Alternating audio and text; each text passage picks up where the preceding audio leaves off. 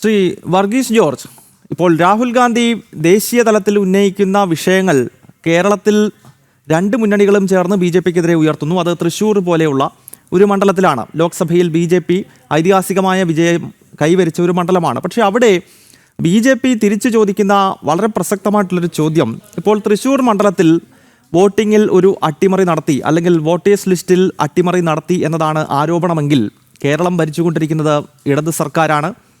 അതുകൊണ്ട് തന്നെ തെരഞ്ഞെടുപ്പുമായി ബന്ധപ്പെട്ടുള്ള പ്രക്രിയ നടപ്പാക്കുന്ന ആ ഉദ്യോഗസ്ഥർ ബഹുഭൂരിപക്ഷവും NGO യൂണിയൻ്റെയും അതുപോലെ തന്നെ KSTA തുടങ്ങിയ ഇടത് സംഘടനകളുടെയും ഉദ്യോഗസ്ഥരാണ്. അപ്പോൾ ഇതെങ്ങനെയാണ് ഈ ആരോപണത്തിന് ഒരു കഴമ്പ് വരുന്നത്? BJPയുടെ മുൻ സംസ്ഥാന അധ്യക്ഷൻ K. സുരേന്ദ്രൻ ഉൾപ്പെടെയുള്ളവർ ഈ ചോദ്യങ്ങൾ ചോദിക്കുന്നുണ്ട്. ശ്രീ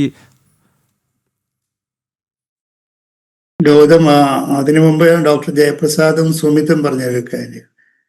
ഡോക്ടർ ജയപ്രസാദ് പറയുന്നത് രാഹുൽ ഗാന്ധി ഇലക്ഷൻ കമ്മീഷന്റെ ഈ വോട്ടർ പട്ടികയെ സംബന്ധിച്ച് ഒരു വിവാദം ഉയർത്തിയത് നമ്മുടെ ജനാധിപത്യത്തെ വളരെ ദുർബലമാക്കുന്നു. അതെങ്ങനെയാണ് ഡോക്ടർ?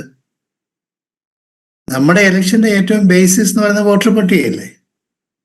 ആ വോട്ടർ പട്ടികയിൽ ഗുരുതരമായ പെശകുണ്ടെന്ന് ചൂണ്ടിക്കാണിക്കുമ്പോൾ Rahul, you have done a good work, go forward എന്നല്ലേ പറയേണ്ടത്? അതെങ്ങനെയാണ് നമ്മുടെ ജനാധിപത്യത്തെ ദുർബലമാക്കുന്നത്?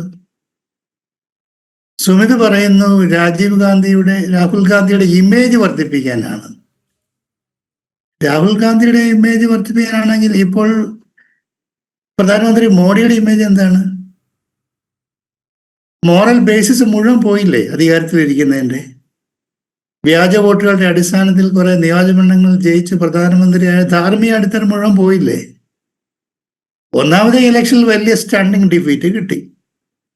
400-ൽ പരം ലോക്സഭാ സീറ്റ് കിട്ടുമെന്ന് പറഞ്ഞവർക്ക് 240 ലോക്സഭാ സീറ്റ് കിട്ടി. കഴിഞ്ഞ ഇലക്ഷനേക്കാൾ 67 സീറ്റ് കുറവുണ്ട്. കഴിഞ്ഞ ഇലക്ഷനേക്കാൾ വോട്ട് ശതമാനവും കുറവ്, 38% 37%. അല്ല, വോട്ടെടുപ്പിൽ അട്ടിമറി ഉണ്ടെങ്കിൽ അങ്ങനെ സംഭവിക്കത്തില്ലല്ലോ. അല്ല, നിങ്ങൾ ആരോപിക്കുന്ന ആരോപണം ശരിയാണെങ്കിൽ അങ്ങനെ റിസൾട്ട് വരില്ലല്ലോ.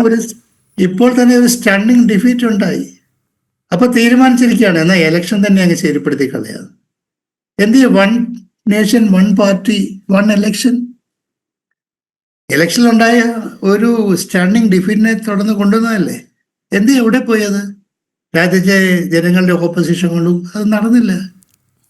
ഇപ്പൊ ഇലക്ഷൻ കമ്മീഷനെ ഉപയോഗിക്കണം. എന്തിനാണ് ഇലക്ഷൻ കമ്മീഷനിന്റെ സ്ട്രക്ചറിൽ മാറ്റം വരുത്തിയത്? ചീഫ് ജസ്റ്റിസിനെ എന്തിനാണ് ഒഴിവാക്കിയത്?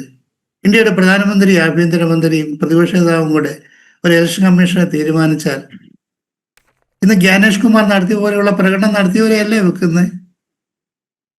അപ്പോൾ ജനാധിപത്യത്തെ പരിപോഷിപ്പിക്കേണ്ട നിർദ്ദേശങ്ങൾ വരുമ്പോൾ അതിനെ സ്വീകരിക്കുക എന്നതിന് പകരം ആ വ്യക്തിയെ ആക്ഷേപിക്കുക, സുമതി ചെയ്തതുപോലെ ഇമേജ് വർദ്ധിപ്പിക്കുക.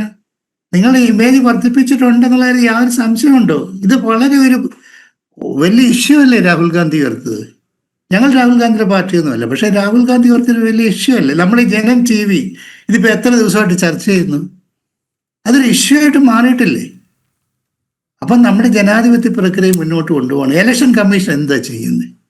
ഗൗതം, ഇവിടെ ആരാ വോട്ടർ പട്ടിക കറക്റ്റ് ചെയ്യേണ്ടത്? BLOമാരാണോ? നമുക്ക് പരമ്പരാഗതമായിട്ട് വോട്ടർ പട്ടിക ഞാൻ നേരത്തെ സേനാപതി വേണുവിനോട്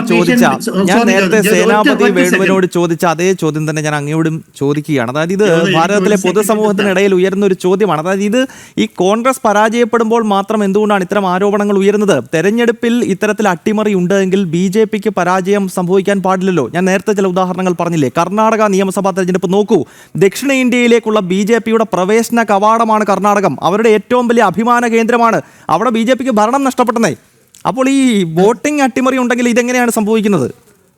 അതെന്താ BJP പഠിക്കാൻ? ഇപ്പം കോൺഗ്രസ് പരാജയപ്പെട്ടപ്പോഴല്ലേ കോൺഗ്രസ് ഇപ്പോൾ അത് മനസ്സിലാക്കിയത്?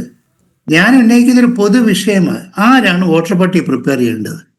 ബൂത്ത് ലെവൽ ഏജന്റുമാരാണോ വോട്ടർ പട്ടിക പ്രിപ്പയർ ചെയ്യേണ്ടത്? ഈ ബൂത്ത് ലെവൽ ഏജന്റ്സ് എല്ലാം രാഷ്ട്രീയ ആഭിമുഖ്യമുള്ളവരാണ്. നമ്മുടെ ബാല്യത്തിൽ യൗവനത്തിൽ ആരാണ് ഇലക്ഷൻ കമ്മീഷൻ നിയോഗിക്കുന്ന ഉദ്യോഗസ്ഥന്മാർ വീടാന്തരം എന്യൂമറേഷൻ നടത്തിയാണ് വോട്ടർ പട്ടിക പ്രിപ്പയർ ചെയ്തുകൊണ്ട്. കേരളത്തിൽ അത് ചെയ്യുന്നത് ഇടത് സംഘടനകളുമായി ബന്ധപ്പെട്ട ഉദ്യോഗസ്ഥരല്ലേ കൂടുതലും? സെൻട്രൽ ഇലക്ഷൻ കമ്മീഷൻ ഇവിടെ വന്നിട്ട് സ്റ്റേറ്റിലെ ചീഫ് ഇലക്ഷൻ ഓഫീസേഴ്സിനെ വിളിച്ചുകൂട്ടി എന്യൂമറേഷൻ നടത്താൻ ആവശ്യപ്പെടുമായിരുന്നു. ഇപ്പോൾ ബീഹാറിൽ 2003 ശേഷം വോട്ടർ പട്ടിക പുതുക്കിയിട്ടില്ല. ആരാ ഉത്തരവാദി? ഇലക്ഷൻ കമ്മീഷനല്ലേ. ആ ഇലക്ഷൻ കമ്മീഷൻ ചെയ്യേണ്ട ജോലി ചെയ്യാതെ ഇപ്പോൾ വോട്ടർ പട്ടികയിൽ ആരോപണം ഉന്നയിച്ചവരെ അധിക്ഷേപിക്കുകയാണ് ഇലക്ഷൻ കമ്മീഷൻ ചെയ്യുന്നത്. അവിടെ ഇലക്ഷൻ കമ്മീഷന്റെ ഭാഗത്തും തെറ്റുണ്ട്. ഹൗസ് ടു ഹൗസ് എന്യൂമറേഷൻ ഓരോ ഇലക്ഷൻ മുമ്പും നടത്തണം.